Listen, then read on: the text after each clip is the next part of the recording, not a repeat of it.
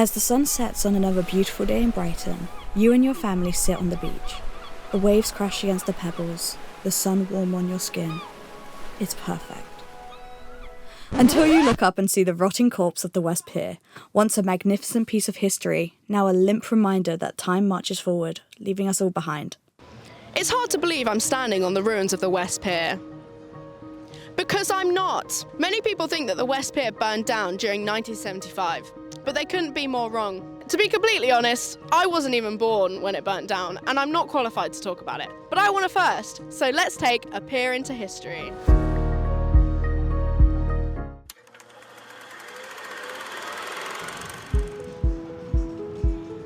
This is the West Pier. Lovely, isn't it?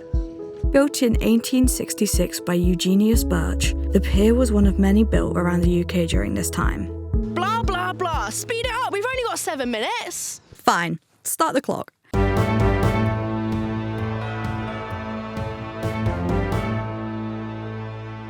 It was expanded throughout the years and peaked in popularity with 2 million visitors between 1918 and 1919. After World War II, the pier's popularity massively declined and the concert hall was swapped for a fun fair and tea room. After ownership was passed on to a local company, the pier was closed to the public for safety reasons on the 23rd of July in 1975, and the company filed for bankruptcy.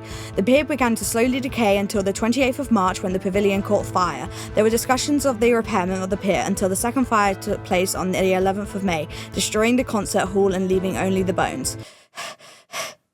That was impressive. Thank you. So why did this happen? Let's find out more. We decided to explore the beachfront to find people who may have been there for the burning, or opinions on it as a whole. However, our host decided that this was a perfect time to mess around and harass strangers. Let's see what they're up to. Excuse me, sir. Excuse me. Can you tell me about the West Pier?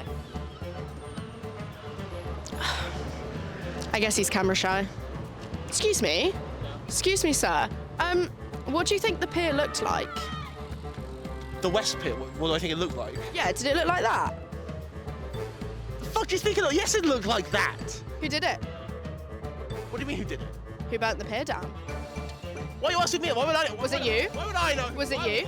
Was it you? Would I know who burned the pier? It was you, wasn't it? No. It was him. He burnt down the pier. Call the police! Call the police! He burnt down the pier! Come back! Excuse me, what do you know about the West Pier? I'm listening to Sex on Fire, Kings of Leon. It's a banger, man. Have a nice day.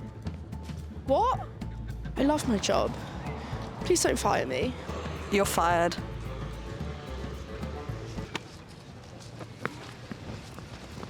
As it turns out, finding people who were there when the pier burnt down was fucking difficult, so we turned to Reddit for help.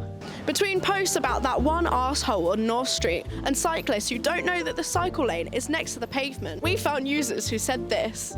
I had a friend who worked with a mechanic who told them privately that it was burnt down intentionally for the insurance.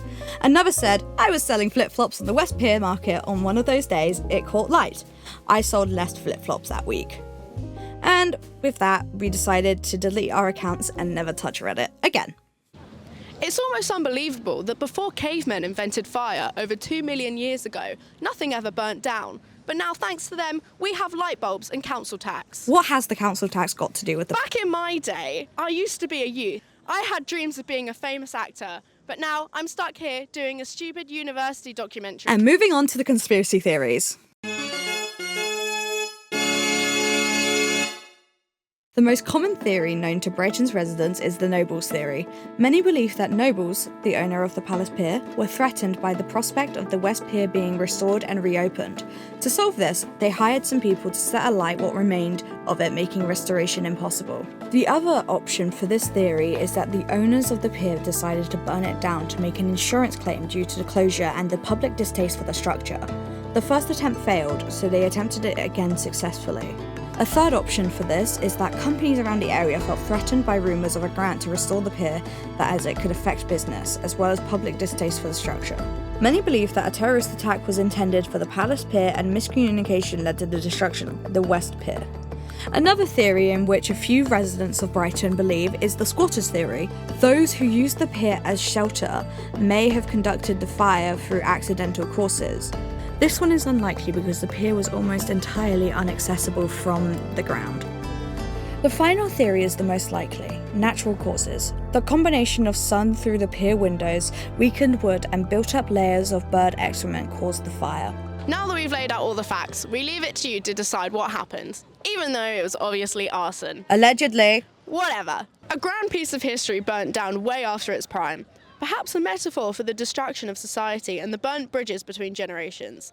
Maybe it's a reminder that time is fleeting and eventually everything we love goes. Or maybe it was just a pier that burnt down. As the tide rolls out and time marches forward, we thank you for joining us as we take a peer into history.